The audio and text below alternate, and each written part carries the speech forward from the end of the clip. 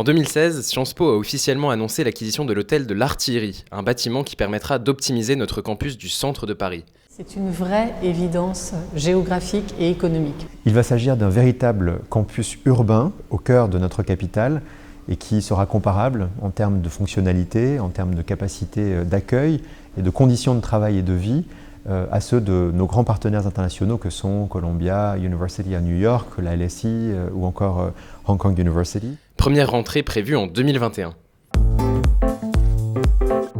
Au niveau du collège universitaire, les conventions éducation prioritaire fêtaient cette année leur 15e anniversaire. Et cet été, nous avons créé le programme Booster pour mieux préparer nos amis issus de ce dispositif à leur entrée en première année. Au niveau master, nous avons lancé à la rentrée l'école du management et de l'innovation. L'objectif de l'école du management et de l'innovation est de former des entrepreneurs de la transformation. La responsabilité de ces leaders les oblige à avoir une vision beaucoup plus politique, beaucoup plus sociale, beaucoup plus responsable de l'outil économique qu'ils ont entre les mains.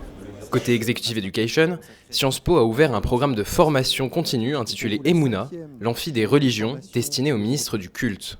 C'est un programme qui leur permettra de développer leur leadership en comprenant mieux le cadre dans lequel les religions sont pratiquées en France. Donner une connaissance objective de ce qui structure la vie religieuse et entoure la place des religions dans l'espace public en France. La grande revue médicale The Lancet a publié 2 articles sur le système français de santé produits entre autres par Henri Bergeron, Daniel Benamouzig et Patrick Castel.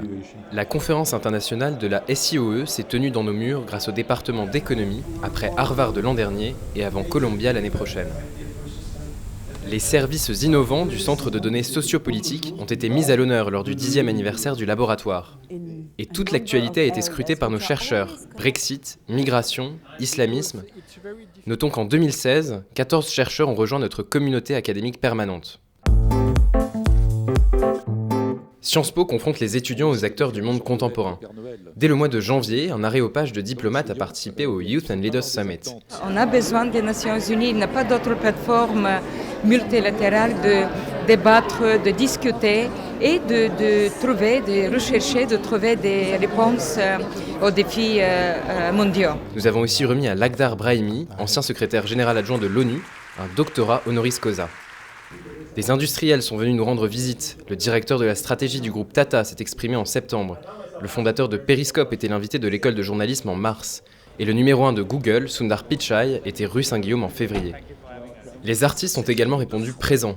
Le dramaturge Wajdi Mouawad, le cinéaste Costa Gavras, le photographe Raymond Depardon, ou encore l'écrivain Dany Laferrière, qui a donné la leçon inaugurale aux premières années à la rentrée.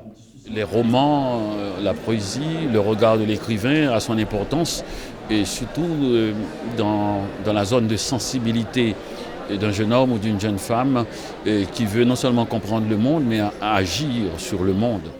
Les étudiants ont planché sur les négociations climatiques, comme en avril à Menton ou en novembre à Reims, avec les encouragements de la ministre de l'Environnement. Tout le combat dans lequel vous êtes engagé, c'est aussi un combat pour la justice climatique, pour l'efficacité, pour l'innovation. Ils étaient nombreux à l'aube du 9 novembre en amphithéâtre Boutmy pour apprendre l'élection de Donald Trump. 6h32 sur France Info, 6h32, une nette avance pour Donald Trump. Quand je me suis réveillé ce matin, ça a été le véritable choc, et ça, un choc monumental. Déception tant les engagements de Sciences Po sont à l'opposé des valeurs du président élu. Quelques semaines auparavant, à New York, notre fondation américaine faisait la promotion de l'égalité des genres avec une table ronde sur la réussite professionnelle des femmes. Un thème cher à Sciences Po qui fait partie avec 9 autres universités du programme E4She. Autre engagement cher à Sciences Po, le programme Welcome Refugees.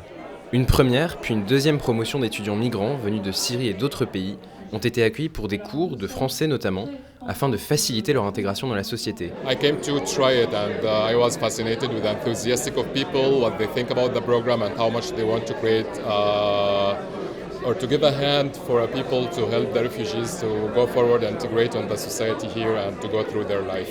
Certains ont même participé en avril à un spectacle étudiant sur la scène de Boutmy.